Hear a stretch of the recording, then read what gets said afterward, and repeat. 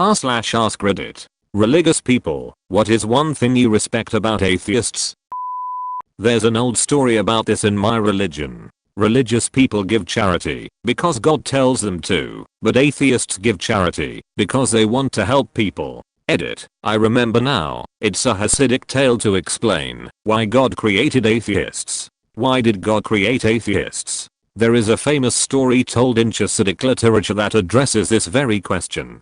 The master teaches a student that God created everything in the world to be appreciated, since everything is here to teach us a lesson. One clever student asks, what lesson can we learn from atheists? Why did God create them?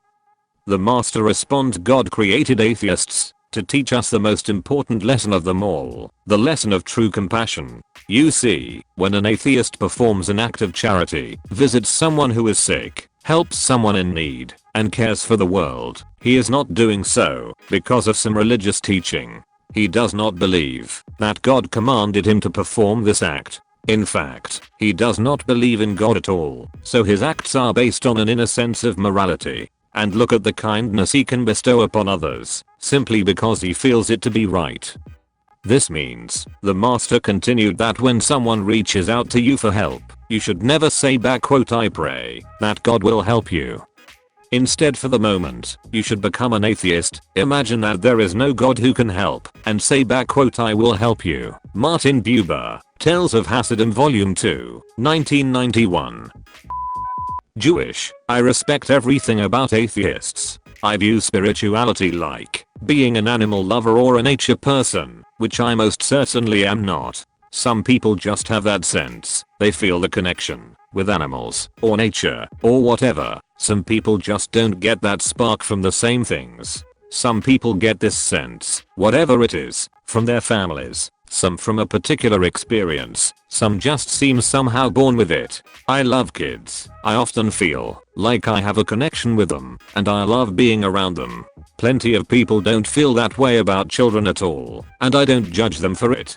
Not having this sense of connection with the same things is what makes us all different, and that's fine. Atheist here. I have some Jewish friends. One of the things I admire about Jews is that they, at least those that I've met, are basically like, yeah, I follow these religious rules because I'm a Jew. I don't expect you to follow these rules because you're not a Jew.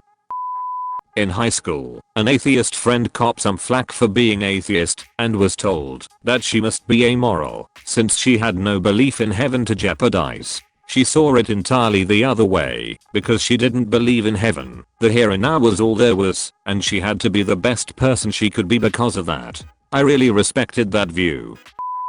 I respect when we can have a nice friendly debate. They make me think of things from new perspectives, make me do research, etc., and we both end up learning new things. There really is no reason to be hostile. We're all seeking the truth and have different experiences along the way that give us different evidence and perspectives.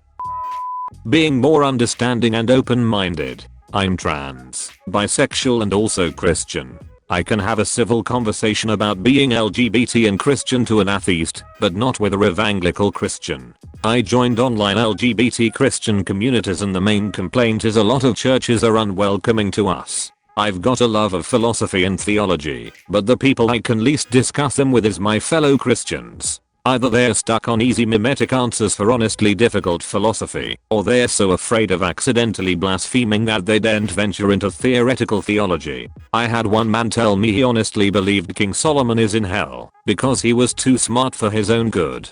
Not that he had 1,000 wives and concubines, or that he worshipped their idols, but that he was too smart for his own good. The fuck? Ration deist/culturally Hindu here. I respect that many atheists do more to actively make the world better without judgment or demands to those they help. They're doing some of the greatest charity in the world while not telling people they deserve the suffering for any reason, nor asking for conversion in return.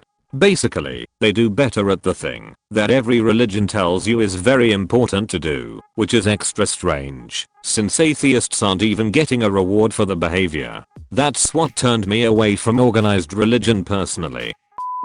I feel like I'm capable, as a Christian and a person, of respecting many things about any individual, but I struggle to say that I respect anything about a large group of people, just because the nature of a group of people is that there are a wide variety of people in that group.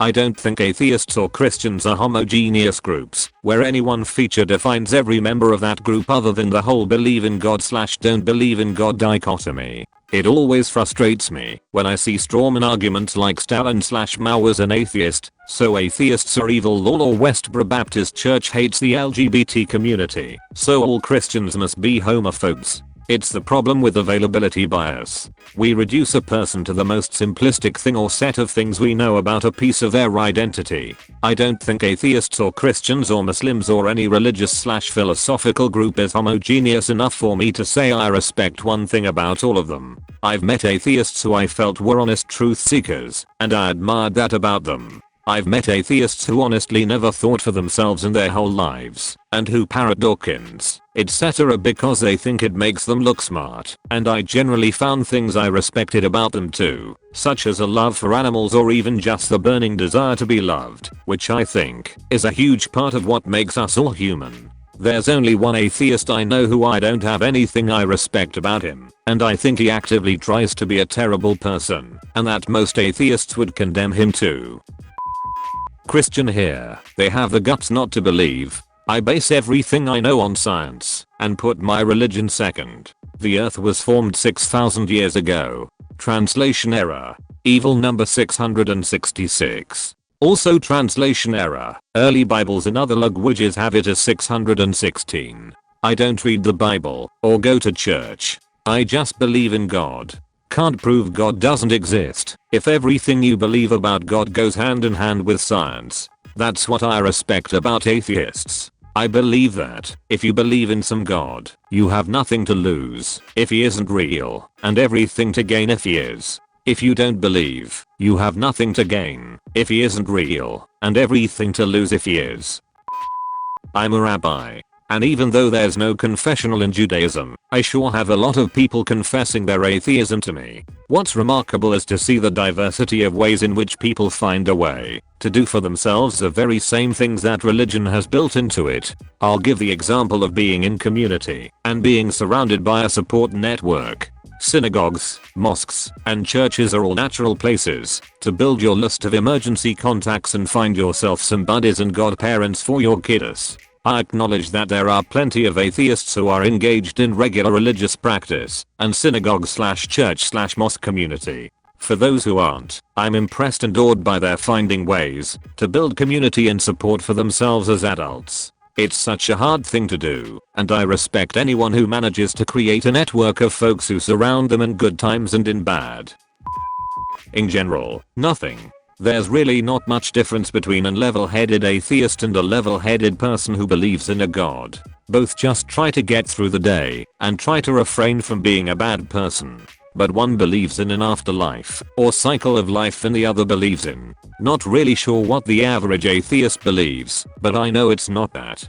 Pastors of mega churches who steal millions of dollars in the name of God/priests who do bad things to children and vocal atheists/those who vandalize churches are the poster children of their respective sides of the line, but they don't represent the majority. For example, I believe in the Christian God, but the Bible was written by men, all of whom sin, except Jesus, and make mistakes according to that same book. So why should I hang off every word as if it were written by God or Jesus himself? In other words, I have a neutral respect for everyone who minds their own business and tries to be an alright person, atheist or not. I don't even know what I'm now. I'd probably say theist. For those who haven't looked into it, I believe in my own personal interpretation of God, but I'm not sure if I'm on board with religion.